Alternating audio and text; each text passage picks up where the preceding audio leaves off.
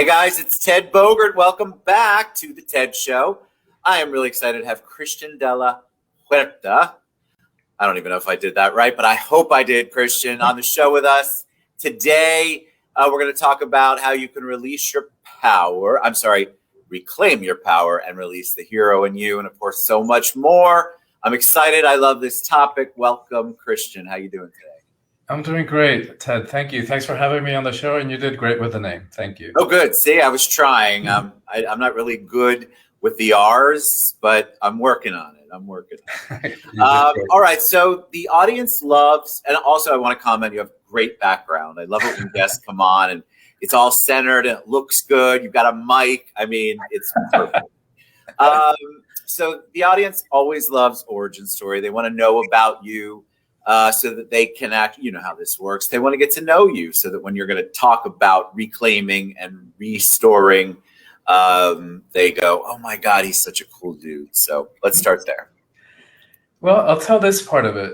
I was born in Cuba. I lived there for first 10 years of my life. So I lived in totalitarian, dictatorship, in which power was very much hierarchical and power over, in which the government decided everything, right? And pretty much owned you.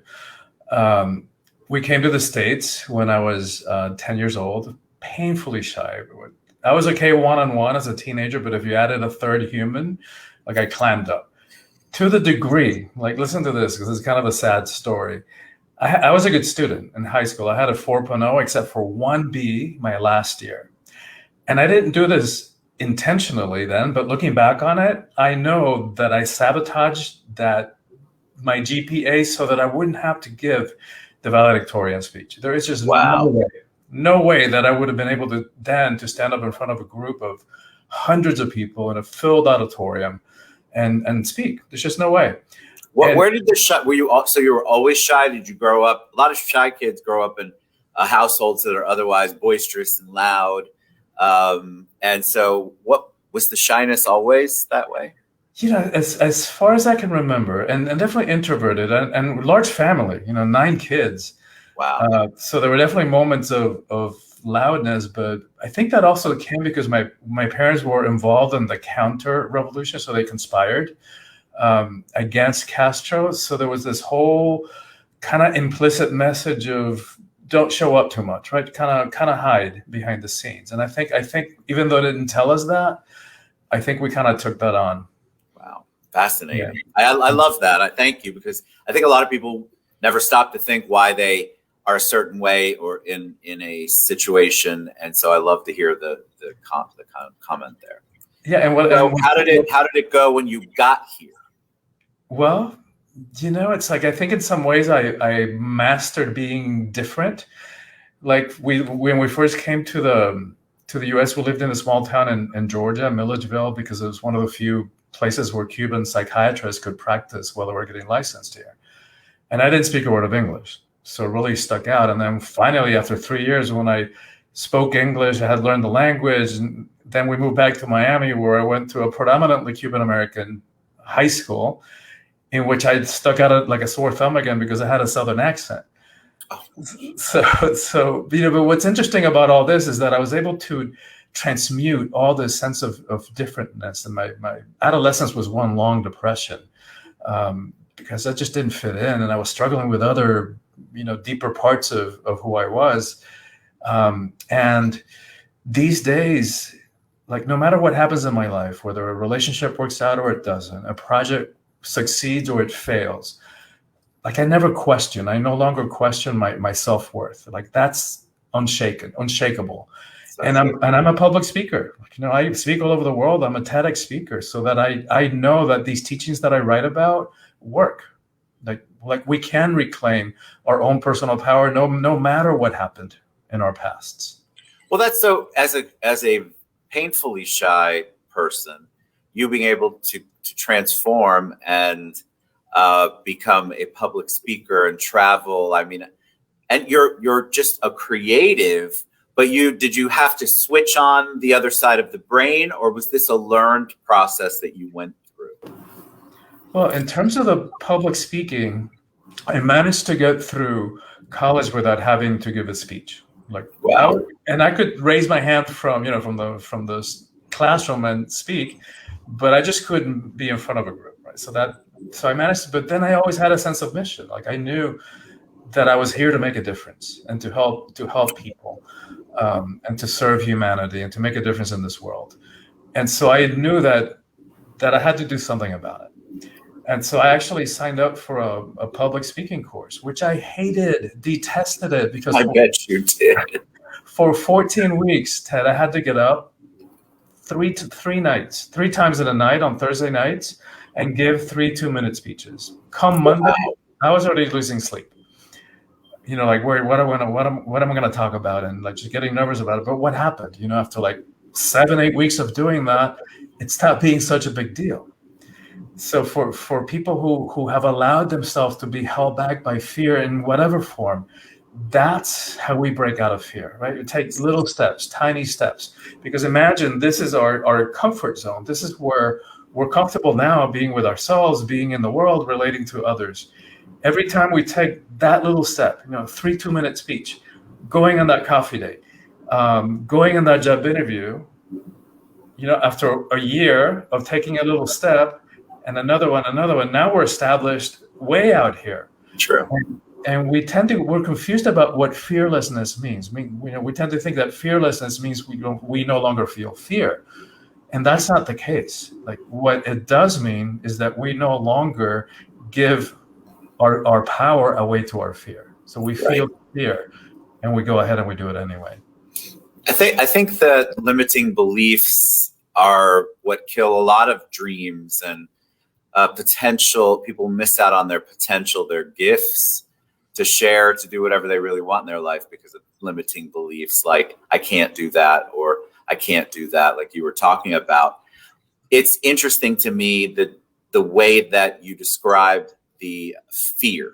So talk about fear, because we got a couple questions on that. So when you're talking about fear, give us more definition on what fears you have seen, obviously in your travels and your studies and your discussions with people. What fears other than shyness have you seen that are limiting?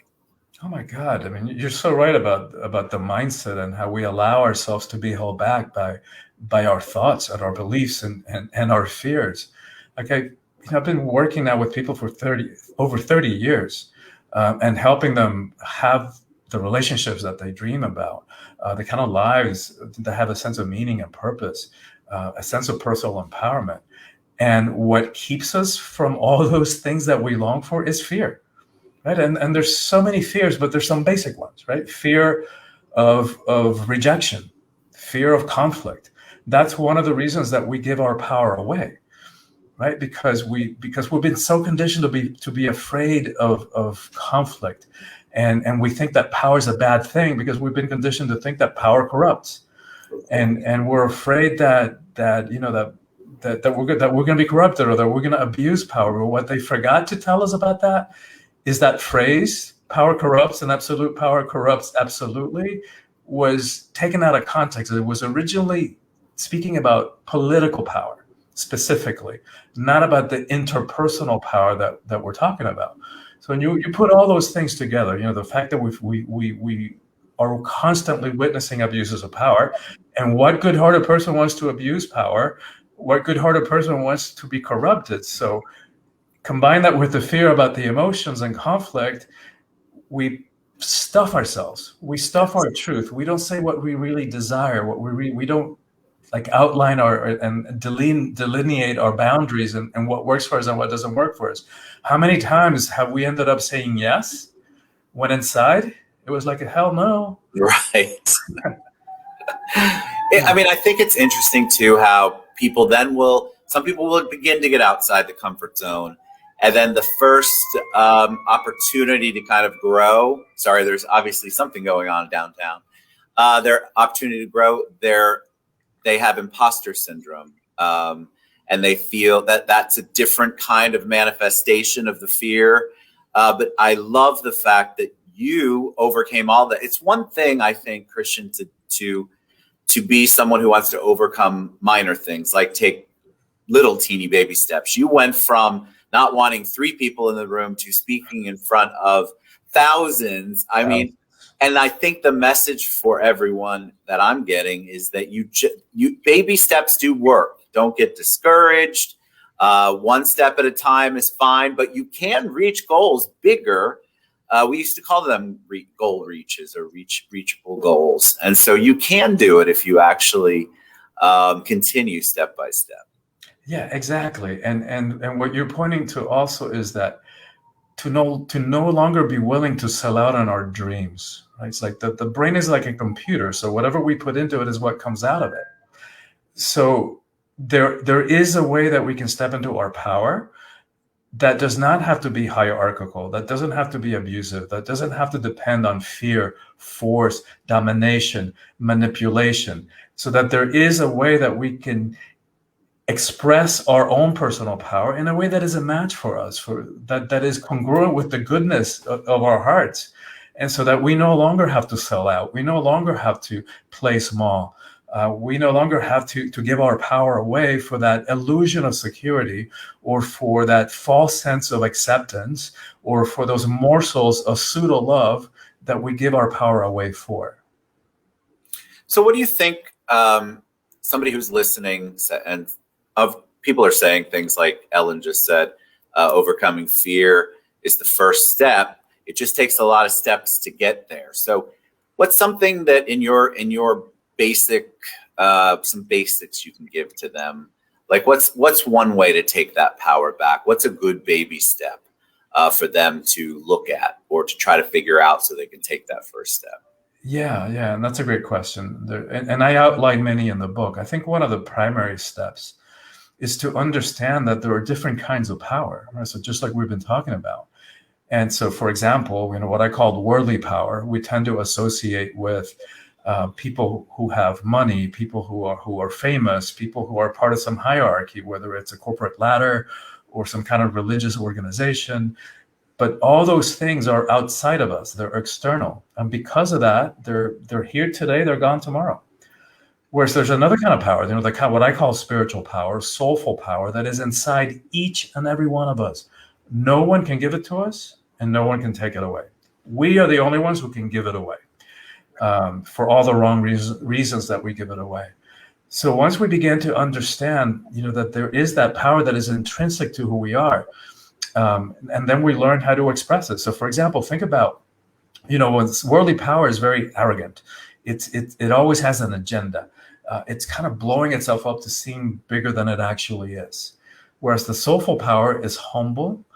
It doesn't need to prove anything to anybody. Like it's there, but it's really, really powerful. So think of Gandhi or Gandalf, from the Lord of the Rings, in their simple monastic robes, their sandal feet, and you wouldn't know the power they hold until it's necessary. Correct. And then watch out. Like Gandhi brought the British Empire to its knees when it was at its highest point in terms of global reach, without ever shooting a gun or landing a punch. That's power. I love that kind of power, because for me, I think I know everybody's got their opinion, but for me, that kind of power, really, you plant seeds everywhere. You are changing lives and changing the world as you're changing yourself. I mean, it's just such a wonderful, positive thing. So, all right, people are asking, and it's about that time. What is the best way for us to read whatever you've done, watch you, find you, get in touch with you, and learn more about what you do? Well, get this book, for one thing. Awakening the Soul of Power. It's on Amazon. It's at your local bookstore, wherever books are sold. And to get to get in touch with me, best way is my website, soulfulpower.com. And we've got that scrolling across the bottom, guys. Reach out to him. He is so awesome. Christian, thank you so much for being on the show. I love it. I'd love you to come back and take some more deeper dives into some things that are in the book. But I loved it. Thank you so much. Thank you so much, Ted, for having me. Thank you for all you do. That makes such a difference in so many lives. And I'd love to come back. Just let me know when. That'd be anytime. Awesome. So sweet. Thank you. All right, guys. Reach out to Christian at soulfulpower.com. And that's the website that's scrolling across the bottom. We'll see you guys later. Bye, everybody.